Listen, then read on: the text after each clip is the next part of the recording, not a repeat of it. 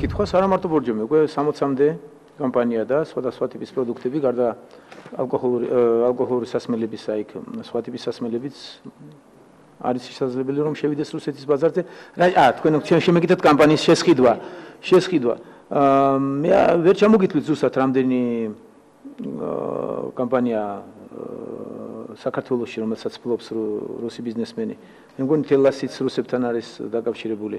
ბორჯომი რუსებმა იყიდეს? ალფა ჯგუფმა დამთავრდა ეს? კი ბატონო. მე მგონი რომ საქართველოს ძალიან საინტერესო იქნება რუსი ბიზნესმენებისთვის და ძალიან ბევრი მოისურვებს.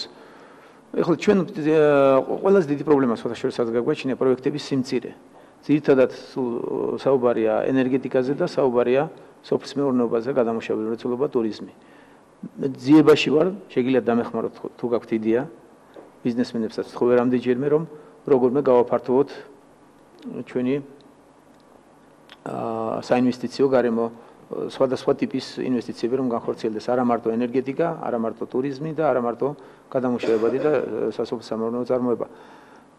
ძიებაში ვართ, მე დიდი იმედი მაქვს, თუ გნებავთ ჩუბაისაც შეუთვალე, მე მოახერხე 2 წუთით შეხვედრა ჩუბაისთან გვერდით ვიჯექი 2 წუთით არა უფრო მეტიც, როდესაც რუსულ დილაზე ვიყავი დავოსში. ჩუბაისი არის არ მახსოვს ზუსტად სახელი კომპანიის ნანოტექნოლოგიების და ძალიან თხოვე რომ იქნებ რაიმე პროექტი საქართველოში განვახორციელოთ თანამედროვე ტექნოლოგიებიდან. ნახოთ რაპაპორტი იყო ჩამოსული, მე მგონი თბილწყალს ფლობს, თბილწყალი თუ როგორ თბილწყალკანალი, თუ როგორც ეწოდება, რაპაპორტი ოდესაც ჩუბაისის მოადგილე იყო. მე შეხვედრა მქონდა მასთან ჩამოსული იყო, მასაც გაყიდვა უნდა და ვთხოვე რომ არ ვთხოვე, ვაჩვენე რომ დამოკიდებულება იქნება აბსოლუტურად განსხვავებული, მაქსიმალური დახმარება იქნება.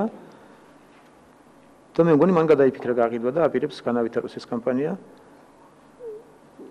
და მასაც დავავალე და ვთხოვე რომ იქნება რაღაც და რამე ისეთი, რომელიც ზედაპირზე არ დევს, მოვიფიქროთ რომ საქართველოში განვახორციელოთ რაიმე ასეთ ტიპის პროექტი.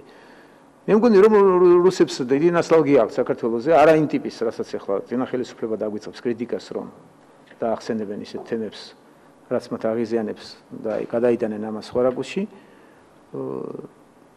ჩვენ და ძალიან ბევრი იქნება ამაზე დამოკიდებული. უნდა მოვახერხოთ, დავალაგოთ რუსეთთან ურთიერთობები. ეს არ არის მარტივი თემა, პარალელურად ძალიან დიდი იმედი მაქვს, რომ დიდი ინტერესი იქნება პირველ რიგში რუსეთის ბიზნესმენების საქართველოზე და სხვადასხვა ტიპის ინვესტიციებს საკუთარ განახორციელებთ.